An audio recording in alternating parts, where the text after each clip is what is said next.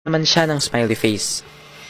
Nung bumaba ako sa aking kotse para kumatok sa pintuan, nakita kong may nakatitig sa akin mula sa second floor. Medyo creepy pero baka tatay lang niya yun.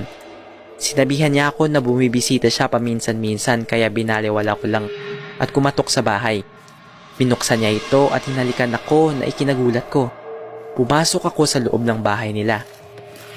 Umupo ako sa sofa at nag-usap kami ng plano namin. Tinanong ko siya tungkol sa kanyang tatay. Di mo sinabing nandito ang tatay mo. Surprise ba yun? Mukhang nalito siya at sinabing wala dito ang tatay niya. Akala ko ay tinatago pa niya. At sinabi kong nakita ko na siya na sumisilip mula sa bintana sa taas. Namutla si Katie at sinabi niyang kailangan naming umalis kaagad. Tumakbo kami sa aming mga kotse at noong tinanong ko siya, sinabi niyang wala doon ang kanyang tatay at mag-isa lang siya hanggang dumating ako. Tumawag ako ng pulis.